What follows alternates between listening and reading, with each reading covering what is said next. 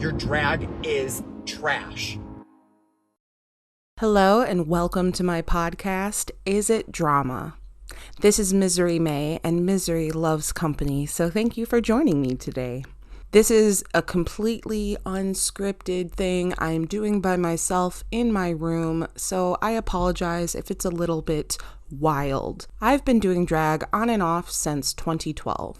Until very recently, I was performing as a drag king, and now I will be moving over into the world of drag queens. This is something that is actually scary for me because the city I live in does not have a lot of opportunities for drag, and some of the queens here do not like me. But more on that some other time. I wanted to start this podcast because I have opinions. One of the things I'm feeling very strongly about recently is the new online digital drag show called Drag Duel. It is something I am obsessed with. I'm obsessed with it for many reasons, but one is that it is fully digital and contestants do not have to go to a in-person location in order to compete. And I love that because it is allowing for people who are still working full-time jobs to compete, and it's bringing people together from all over the world. In season 1, which is currently airing on the Drag Duel YouTube channel, I will link that down below.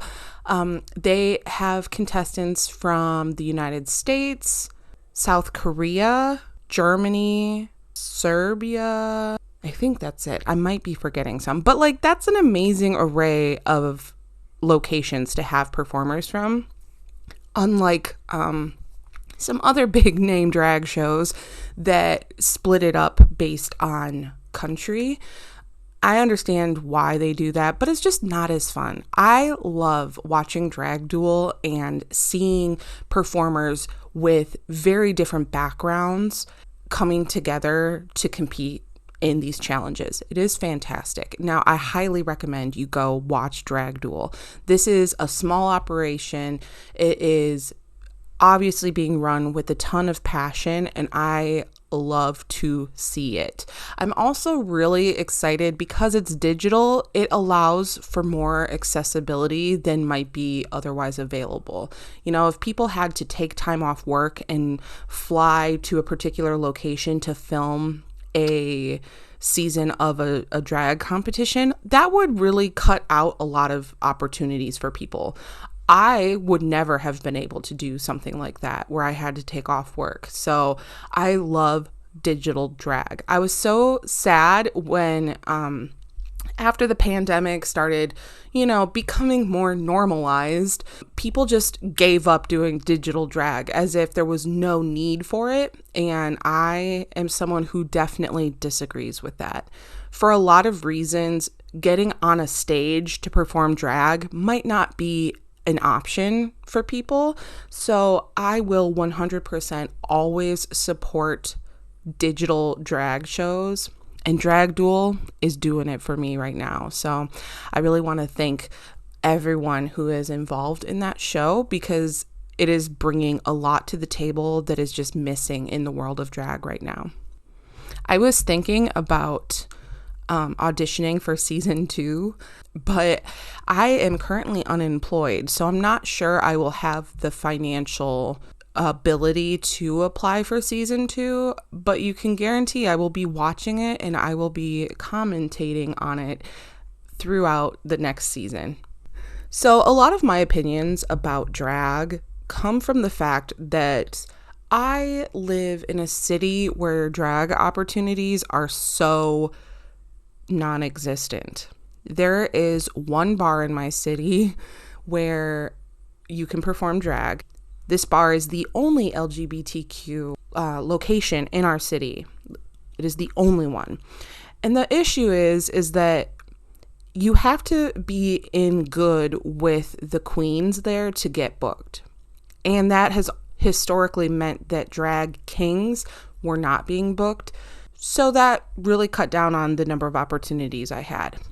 In addition to that, the stage for drag shows is on the second floor of this bar, And the only way to access it is via a very steep staircase. So if you're someone with mobility issues or anything like that, you're not going to be able to get up there. And I find that to be extremely problematic, because just because you can't climb stairs does not mean you shouldn't be able to either participate in a drag show or go and watch one and have fun. I feel like my city really has a ton of queer people in it, but there's just not a lot of opportunity for people to showcase their drag. And one thing that I'm especially happy about with Drag Duel is that they have a really good variety of performers. They have drag kings and queens, and a lot of people within those categories mess around with gender. So you kind of never know what look you're going to get from them, and I love that. But a lot of mainstream drag on television and stuff like that, it doesn't really lend itself to people who experiment with gender expression or even do anything outside of queen performances. Now, I have to be very honest to my probably 3 listeners. I have never, ever watched a single episode of RuPaul's Drag Race. I know. I was in college when season 1 was airing, so I know for a fact that there were nights where I was hanging out with my friends playing beer pong and Drag Race was playing in the background, but none of us were watching.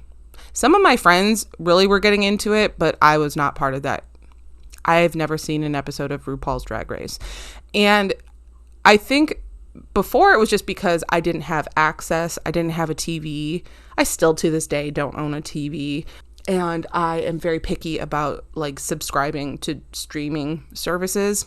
But at the same time, once I learned more about Drag Race, I was less interested in watching. For example, the fact that there's a huge portion of the drag community that is not represented in Drag Race turns me off. I cannot support a show that only gives the tiniest sliver of representation to AFAB performers, assigned female at birth performers, and then just completely excludes drag kings. I understand that judging drag king looks versus drag queen looks, especially once you're introducing kings so late into the run of a show, it can be difficult because, judges and the audience have become very accustomed to seeing one type of drag, and that is queen drag.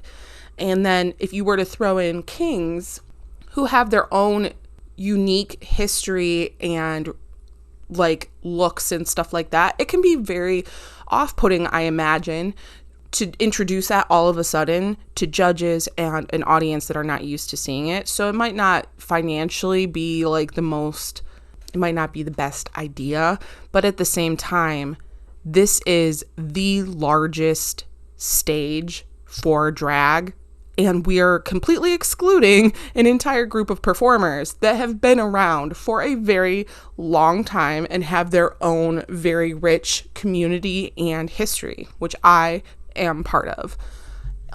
So I find that extremely disappointing, and it is why I choose not to support that show. And you know what? It does kind of irritate me that Maddie Morphosis, who is a heterosexual drag queen, got to be on a stage in a show for an art form that is historically queer. Is Maddie a great performer and a great makeup artist? Yes. But so are all of the drag kings who are not being allowed on this stage. And when you think about how much exposure being on Drag Race gives a performer, I really think that giving that exposure to a heterosexual person should have been at the bottom of the list when it comes to things that should have been brought to the forefront. I think we should have been focusing on all of these queer people who are doing drag king performances, and we should have found a way to bring them to the stage instead of giving any time of day to someone who is heterosexual. Now, I'm all for people doing drag. I'm not saying like, oh, if you're not XYZ, you can't do drag. No, go to your bar and do drag. As long as you're respectful, as long as you aren't harming a community that you're not part of, that's fine. The issue comes from the fact that this is a huge stage. This is one of the biggest opportunities a drag artist could get in terms of exposure. And it was given to a straight person instead of, a queer drag king. And I have issues with that.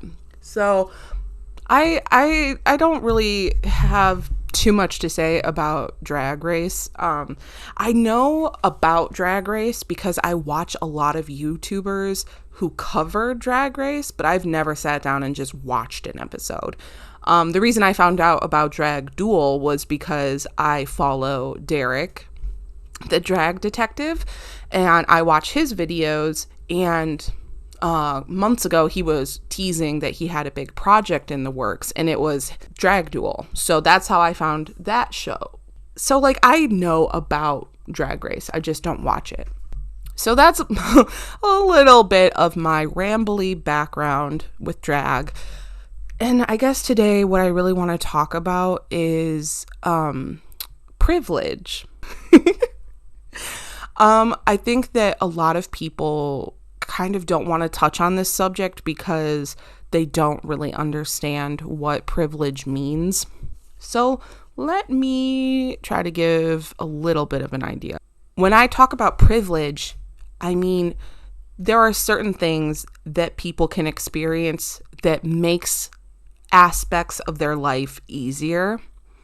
What I do not mean when I talk about privilege is that if you have privilege in one area, that your life is perfect. No. You can have a really hard life in certain ways and still benefit from privilege in other ways. This is relevant because I want to talk about Drag Duel's very first elimination. Now, this happened several weeks ago, but please consider this your spoiler warning for Drag Duel Season 1.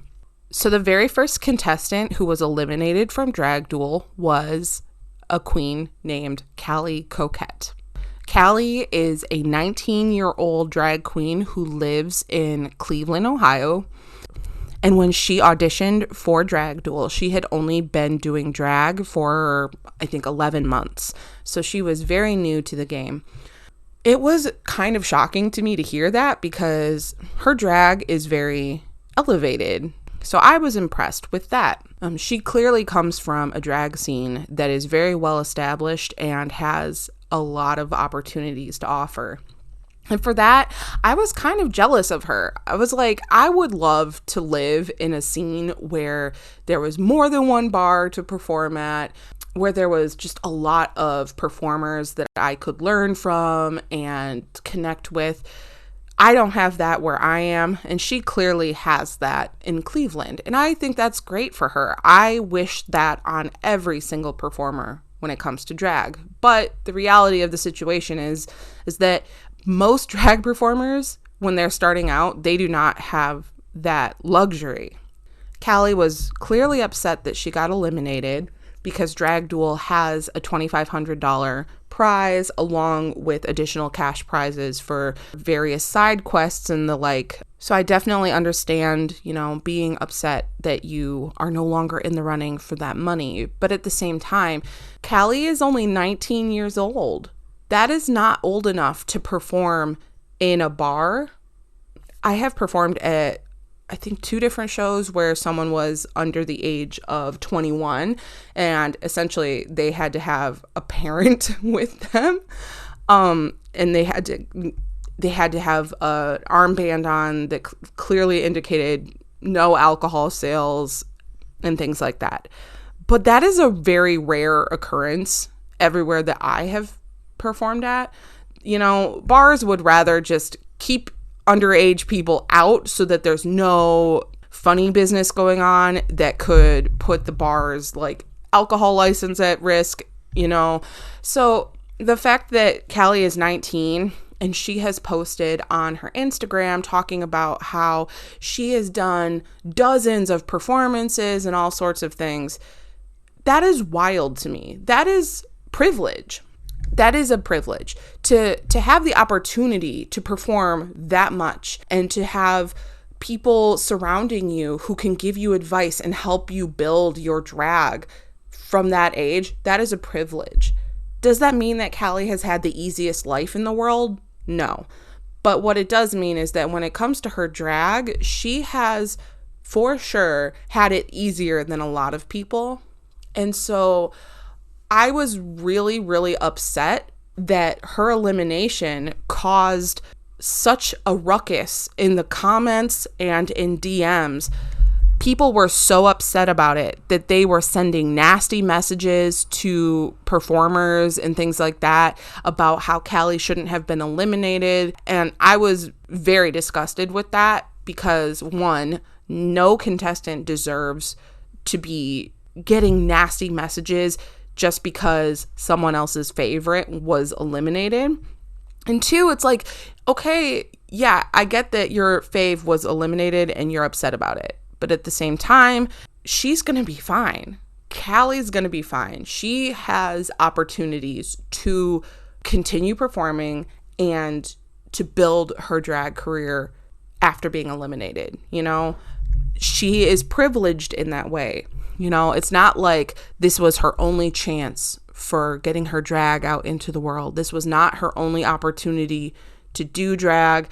She's going to be fine. And the fact that her elimination led to so many people sending hate messages really bothered me, because Drag Duel actually took an entire week off from their show in order to let people take care of their mental health. If you feel strongly about an online competition, what you need to do is voice that in a positive way.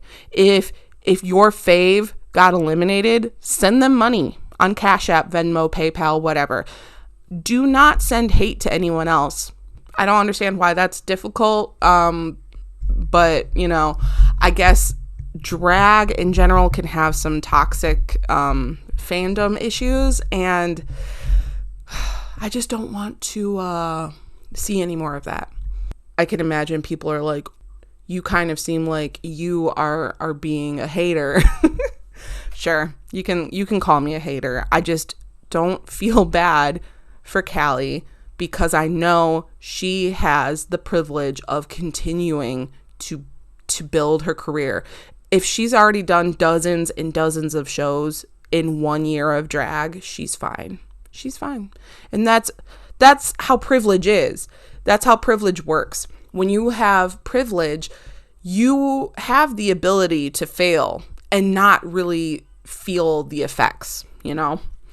If someone who had no home bar, no place where they could regularly perform because there just weren't opportunities in their city, if someone like that was eliminated from a competition, they might not have a lot of opportunities to continue doing drag. And I would feel more for that person than I do for Callie getting eliminated, because at the end of the day, her social media did also benefit from being on the show.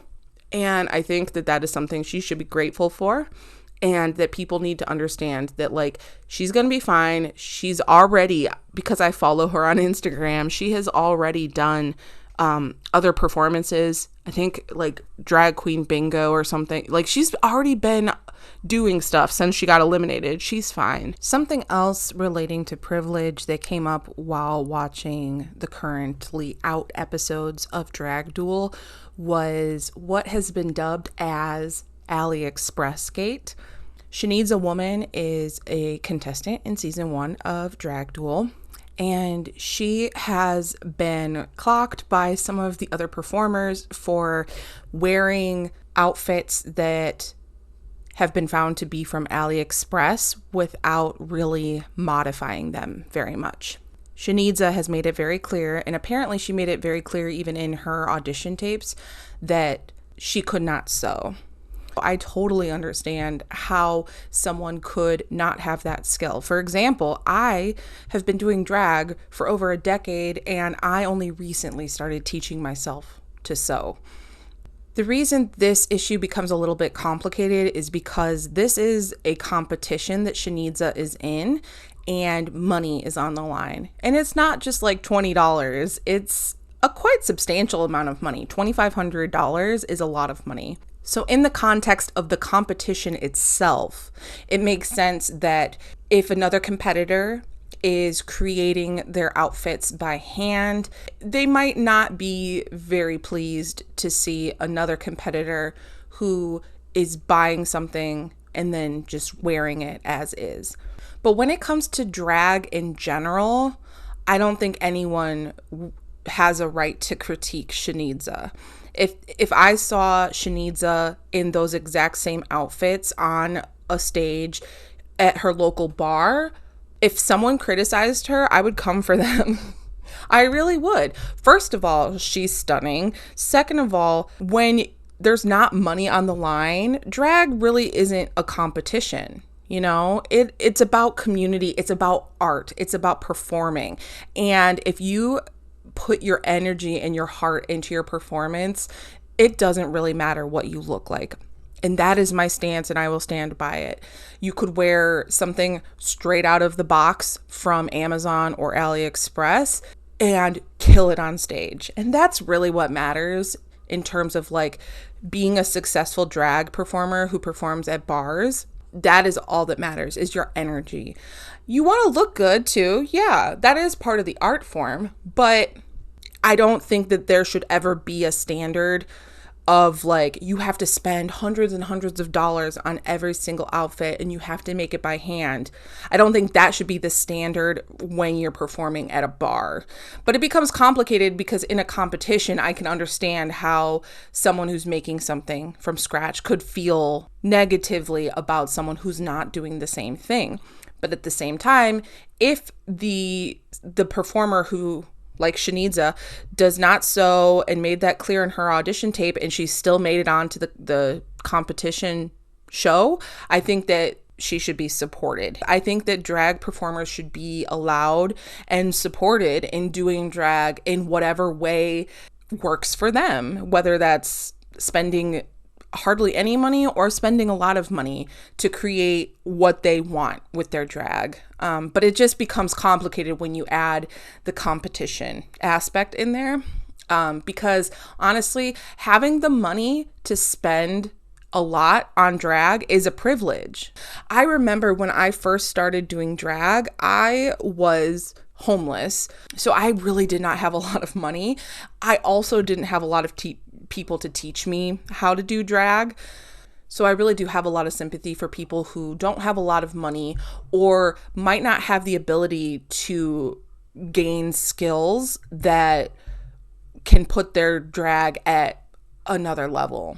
I think that drag in general needs to be inclusive of all skill sets, of all types of drag, of all gender expressions and things like that. So I think I will end things there. Thank you so much for listening. Please make sure you like and subscribe. As you can see, I have 0 subscribers right now, and I would love to build this up into a community where we can have thoughtful, kind, and productive conversations about drag. So thank you so much for joining me. I am Misery May, and I will see you next time.